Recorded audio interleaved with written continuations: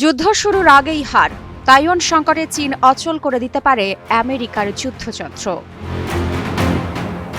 সম্প্রতি পেন্টাগনের ফাঁস হওয়া এক অতি গোপন মূল্যায়ন বলছে, তাইওয়ানকে কেন্দ্র করে সংঘাত শুরু হলে মার্কিন যুক্তরাষ্ট্র নাকি প্রথম গুলি ছোড়ার সুযোগটাই পাবে না। কারণ চীন যুদ্ধ জিততে চাইছে না যুদ্ধের ময়দানে, বরং চীন যুদ্ধ জিততে চাইছে সার্ভার রুমে, স্যাটেলাইটে আর রানওয়েতে। সাধারণ যুদ্ধের ধারণা কি? দুই পক্ষ মুখোমুখি, তারপর সংঘর্ষ। কিন্তু প্রিএম্পটিভ স্ট্রাইক মানে সম্পূর্ণ ভিন্ন কিছু। এর মানে শত্রু আঘাত করার আগেই তার চোখ, কান আর হাত ভেঙে দেওয়া। পেন্টাগনের ভাষায় চীন এমন এক পর্যায়ে এখন পৌঁছেছে যেখানে তারা যুদ্ধ ঘোষণার আগেই শত্রুর যোগাযোগ ব্যবস্থা অচল, আকাশ প্রতিরক্ষা বিভ্রান্ত, কমান্ডো সিস্টেম ব্লাইন্ড করে দিতে পারে। এখানে বোঝাই যাচ্ছে এটা যুদ্ধ না, এটা যুদ্ধ শুরু করার ক্ষমতাটাই কেড়ে নেওয়া।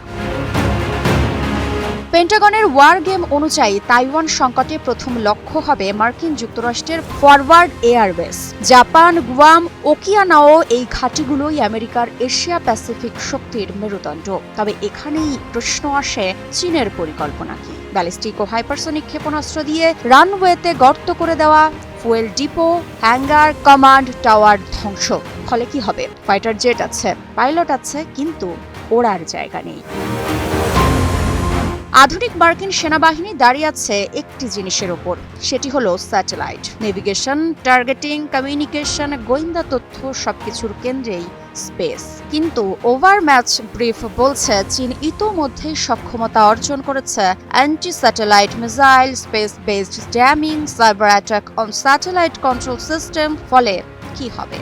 জিপিএস কাজ করবে না, ড্রোন পথ হারাবে, যুদ্ধ জাহাজ লক্ষ্য নির্ধারণ করতে পারবে না। এক মুহূর্তে বিশ্বের সবচেয়ে আধুনিক বাহিনী পরিণত হবে এক অন্ধকার দৈত্যে। তবে প্রশ্ন, কেন এত ভয়ঙ্কর এই নথি? এই নথি ভয়ঙ্কর কারণ এটা শত্রুর শক্তি নয়, এটা নিজের দুর্বলতার স্বীকারোক্তি। 2021 সালে এই রিপোর্টের সারসংক্ষেপ পড়েই এক জ্যেষ্ঠ মার্কিন নিরাপত্তা কর্মকর্তা নাকি ফ্যাকাশে হয়ে গিয়েছিলেন। তার বক্তব্য, আমাদের প্রতিটি কৌশলের জন্য চীনের হাতে একাধিক পাল্টা ব্যবস্থা ছিল। এটা কোনো সাংবাদিকের মতামত নয়, এটা পেন্টাগনের নিজের হিসাব। ইলেকট্রা রেফ্রিজারেটর, খাবার তাজা তো জীবন তাজা। ইলেকট্রা, ফ্রিজের রাজা।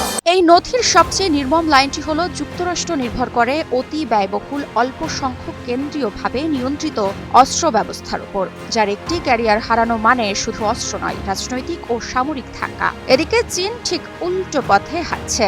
সস্তা কিন্তু সংখ্যায় বেশি, ছড়িয়ে থাকা, দ্রুত বদলানো যায় এমন সিস্টেম। তবে কি এটাই আধুনিক যুদ্ধের বাস্তবতা? তাইওয়ানকে ঘিরে প্রশ্ন শুধু এটুকু নয়, যুদ্ধ হবে কিনা। প্রশ্ন হলো, যুদ্ধ শুরু হওয়ার আগেই ফলাফল কি নির্ধারিত হয়ে যাচ্ছে? মৃত্তিকা সিনহা বিশ্বাস, নিউজ 24।